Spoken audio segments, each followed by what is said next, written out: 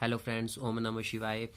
तो आज हम जो कन्वर्जेंट सीक्वेंस की डेफिनेशन थी, ठीक है, उसी का ही पिछली वीडियो में हमने एक पार्ट किया था। अभी इस वीडियो में हम उसका अनदर पार्ट करने वाले हैं, ठीक है। जैसे यहाँ पे बोला है कि by definition show that limit N approaches to infinity, ये पूरी की पूरी वैल्यू होती है ए एन, ठीक है, जो हमने स्टैंडर्ड फॉर्म पढ़ी थी, ठीक है। वो क्या थी?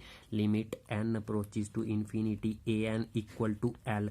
तो ए एन की वैल्यू क्या आ गई आपके पास? ये ए एन है, ठीक है, and equal to L. L क्या है? 1/2, ठीक है। तो आपने लिख दिया था given sequence A N where A N is equal to this and L is equal to 1/2। अब आपने कन्वर्जेंट सीक्वेंस की डेफिनेशन लगा दी, ठीक है। डेफिनेशन क्या है? A sequence A N converges to limit l there exist epsilon greater than 0 however small there exist a natural number m such that a absolute value of a n minus of l is less than epsilon for every a n minus of l absolute value is less than epsilon for every n is greater than or equal to m, ठीक है।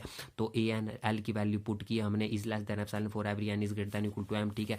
a n minus of l a is equal to left hand side ली हमने, ठीक है। a n minus of l, ठीक है, ये किसके बराबर आ गया? a n की वैल्यू क्या है? n square plus 1/2 n square plus 3 minus 1/2, ठीक है। अब हमने क्रॉस मल्टीप्लाई किया, 2 यहाँ पे क्रॉस मल्टीप्लाई को चला गया, 2n प्लस 3 यहाँ को आ गया, ठीक है। तो जब हमने क्रॉस मल्टीप्लाई किया तो ये 2n स्क्वायर से 2n स्क्वायर कैंसिल हो गया और 2 माइनस 3 क्या आ गया? -1, और नीचे आ गया 2 इंटू 2n स्क्वायर प्लस 3। अब मैंने आपको बताया कि नेगेटिव वैल्यू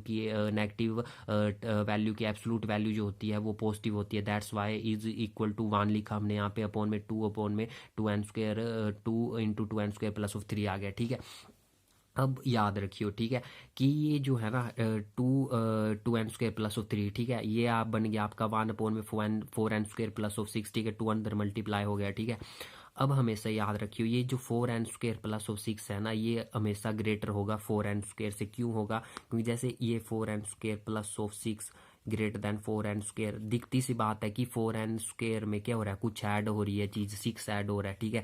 तो ये 4n स्क्वायर इससे छोटा ही होगा, मतलब ये पूरी की पूरी टर्म इससे ग्रेटर होगी, ठीक है। जब आप रेसिप्रोकल लेते हैं तो मैंने बताया कि रेसिप्रोकल में इनक्वालिटी क्या कर जाती है? साइन रिवर्स कर जाता है, तो ये लेस देन हो जाएगा 1/4n स्क्वायर, ठीक है। दैट्स वाई इसकी जगह पे हम लेस देन क्या लिखेंगे? ये जो निकला हमारा लेस देन 4n स्क्वायर, ये लिखेंगे। दैट्स वाई हमने लिखा is less then 1/4n square, ठीक है। ये इस लिखने की हमें जरूरत इसलिए पड़ी क्योंकि हमने यहाँ पे n की वैल्यू ही चाहिए सिर्फ, है ना। यहाँ पे 6 भी इंक्लूड हो जा रहा था तो ये नहीं चाहिए था, ठीक है। तो दैट्स वाई ये जो क्वेश्चन मैंने पीछे भी करवाया था, एक इसी काइंड का क्वेश्चन, ठीक है, जहाँ पे हमने ये ऐसे ये वाला जो टर्म हम यूज़ करते हैं कि ये वाली जो एक यहाँ पे कंडीशन यूज़ करते हैं, ठीक है, वो यूज़ की थी, ठीक है। तो absolute value of A N minus of l किस लेस देन एप्सिलॉन होती है, ठीक है। तो ये क्या आ गया? A absolute value of A N minus of l, ठीक है, यही थी, ठीक है। A N minus of L is less than epsilon, ठीक है। तो ये क्या आ गया? 1/4n स्क्वायर, ये किससे लेस होगा? Absolute value of A N minus of L यही है ना, ठीक है। तो ये एप्सिलॉन से लेस होगी, ठीक है, ये इसके अकॉर्डिंग डेफिनेशन के अकॉर्डिंग, ठीक है। तो एन स्क्वायर की वैल्यू आपको निकालनी है, तो एन स्क्वायर आपने इसको रेसिप्रोकल ले लिया इसका, ठीक है, रेसिप्रोकल ले लिया तो इनक्वालिटी क्या हो जाती है? रिवर्स हो जाती है। दैट्स वाई यहाँ पे ग्रेटर हो गया, ठीक है। तो एन स्क्वायर आ गया ग्रेटर देन 1/4 यहाँ पे चला गया एप्सिलॉन के साथ, 4 एप्सिलॉन आ गया, ठीक है। तो n is greater than 1/2 under the root epsilon आ गया, ठीक है, क्योंकि ये जो यहाँ पे स्क्वायर था यहाँ पे अंडर रूट बन गया इसका, ठीक है। अब मैंने आपको बताया था कि जब भी एन की वैल्यू निकल जाती है तो आपने क्या करना कि हमने कोई एक एम नेचुरल नंबर ले लेना जो कि क्या है? ग्रेटर है 1/, में जो ये एन की वैल्यू आई 1/2 अंडर द रूट एप्सिलॉन से।